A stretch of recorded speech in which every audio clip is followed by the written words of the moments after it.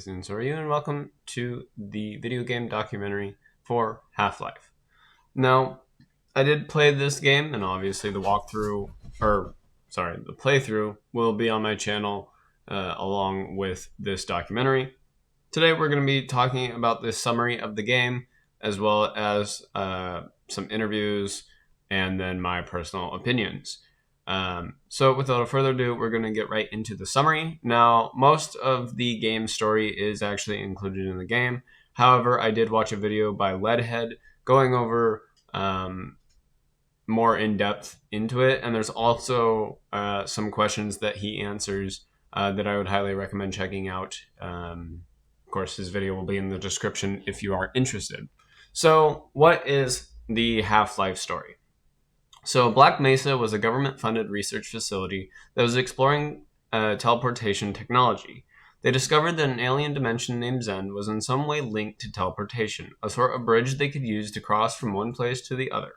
Amongst the extensive research that the discovery of Zen prompted were experiments on the aliens themselves.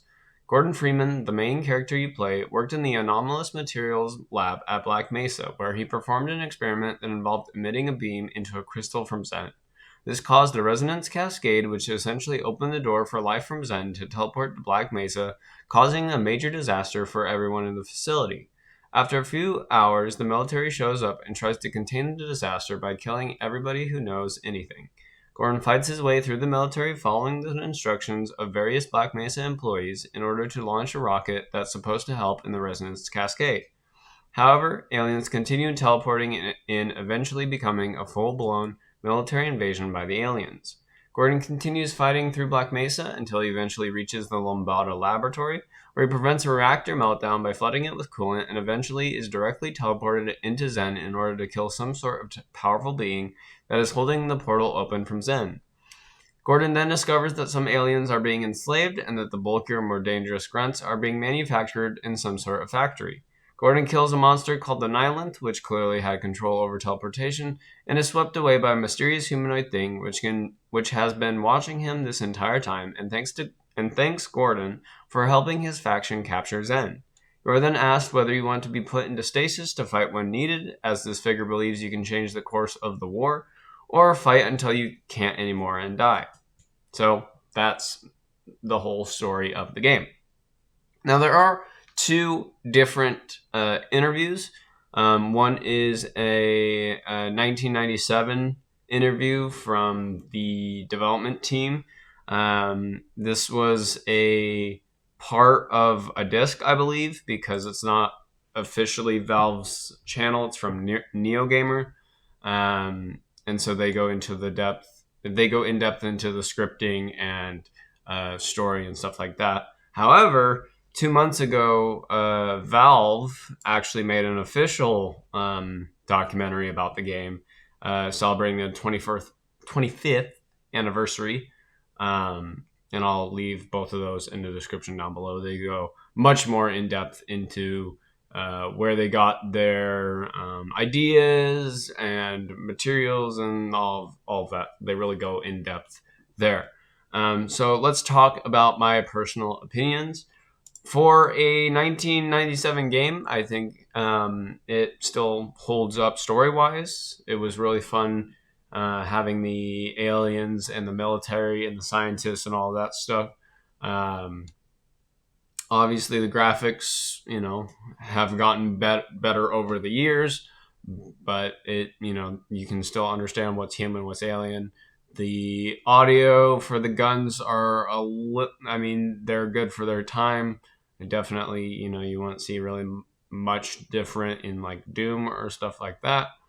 And so, yeah.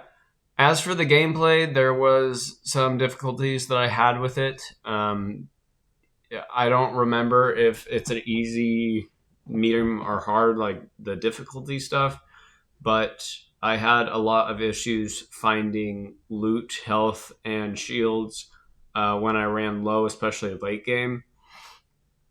And then also just trying to figure out where I needed to go. So if you finished an objective, it was hard to tell whether you needed to go forward or backwards from where you came. And so I did have to watch a walkthrough multiple times in order to know where I was supposed to go or what I was supposed to do. So I wish that back then they did have some more directional type stuff.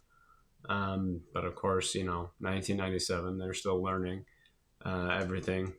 So I won't hold it against them.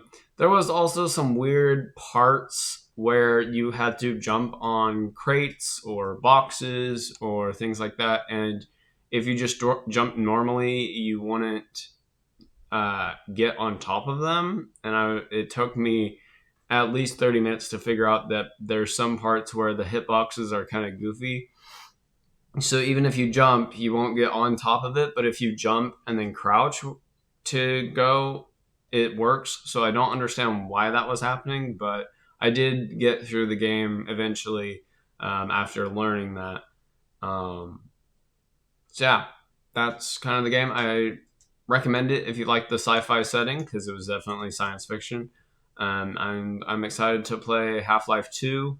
I also need to make sure though that I'm not missing out because I have the Half-Life what's it called? Is it Blue Shift and Opposing Force? Because those came out right after Half-Life, but I want to see story-wise whether or not I do Half-Life 2 first or Half-Life. So we'll see. But I want to thank you all so much for watching. That's all I have for today. And I will see you guys in the next one. Bye.